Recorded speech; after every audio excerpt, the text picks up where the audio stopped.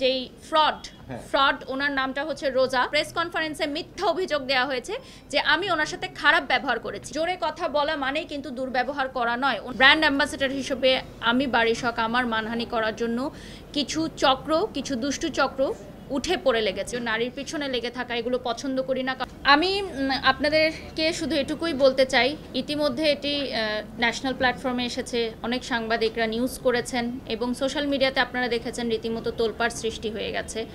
উদ্দেশ্য প্রণোদিতভাবে যে বা যারা বারবার আমার এই ক্যারিয়ার নষ্ট করতে চাচ্ছেন, আমার এই সুনাম, আমার দীর্ঘদিনের পরিশ্রম এবং সততার সাথে একটা জায়গা তৈরি করে আমি এখন ব্র্যান্ড প্রমোটার হিসাবে যে স্ট্যাবলিশ হয়েছি এবং আমি এখন এক বা একাধিক ব্র্যান্ডের ব্র্যান্ড অ্যাম্বাসেডর হিসেবে যুক্ত আছি, সেই সকল ব্র্যান্ডের ভ্যালু নষ্ট করা, সেই সকল ব্র্যান্ডের মানহানি এবং ব্র্যান্ড অ্যাম্বাসেডর হিসেবে আমি বাড়ির শখ আমার মানহানি করার জন্য কিছু দুষ্টু চক্র উঠে পড়ে লেগেছে। আপনারা বিগত কয়েক মাস আগেও দেখেছেন একটি বেসরকারি টেলিভিশনে আমাকে বিভিন্নভাবে হেয় করার চেষ্টা করা হয়েছে এবং পরবর্তীতে বিভিন্ন কন্টেন্ট ক্রিয়েটাররা বা নতুন ব্র্যান্ড প্রমোটাররা আমাকে নিয়ে বিভিন্ন ধরনের কন্টেন্ট তৈরি করেছে, যেটা আমার জন্য মানহানিকর।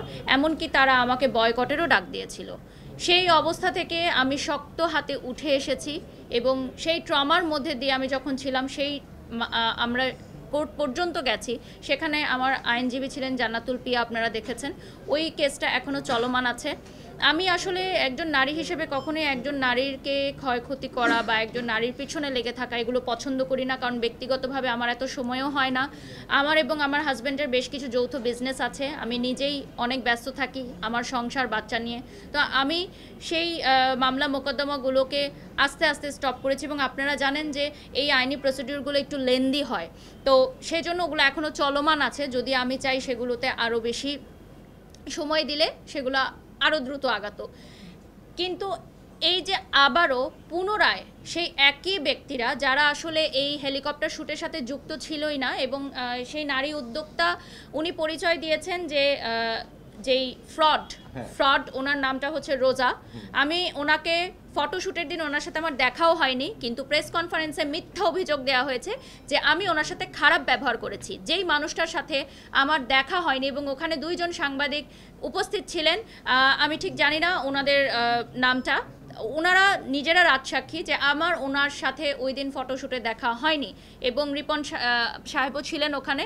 আমার ওনার সাথে আমার ফটোশ্যুটের দিন কোনো দেখা হয়নি, তো খারাপ ব্যবহার বা দুর্ব্যবহারের কোনো প্রশ্নই আসে না। আর উনি যে বারবার উল্লেখ করছেন যে আমাদের কোম্পানি থেকে ওনার সাথে খারাপ ব্যবহার করা হয়েছে, আসলে হেলিকপ্টারটা যখন চলমান থাকে তখন অনেক বেশি সাউন্ড থাকে, সেখানে জোরে কথা বলতে হয়, জোরে কথা না বললে কোনো কথা শোনা যায় না। তো সেক্ষেত্রে জোরে কথা বলা মানেই কিন্তু দুর্ব্যবহার করা নয়। ওনাকে জিনিসটা বোঝানো হয়েছিল, যেটা রিপন সাহেব বুঝিয়েছেন। আমি এই সকল বিষয়টা একটু শর্টে বলে দেই। সেটা হচ্ছে আপনারা রিসেন্ট দেখেছেন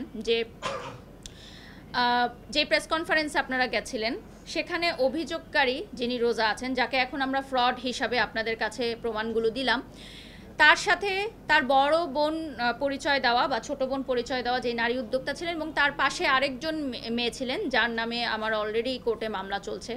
তো এই তিনজন মিলে উদ্দেশ্য প্রণোদিতভাবে আমার নামটি ব্যবহার করে আমাকে হেয় প্রতিপন্ন করার চেষ্টা করেছেন এবং পরবর্তীতে সেই নারী উদ্যোক্তা লাইভে এসে অশালীন ভাষায় অঙ্গভঙ্গি করে, অকথ্য ভাষায় গালিগালাজ করে আমাদের সম্পূর্ণ মিডিয়া ইন্ডাস্ট্রি এবং সামাজিক যোগাযোগ মাধ্যমকে, মানে আমি জানি না এটা কোন ভাষা ব্যবহার করতে হয়, সকল নারী জাতিকে অপমান করেছেন।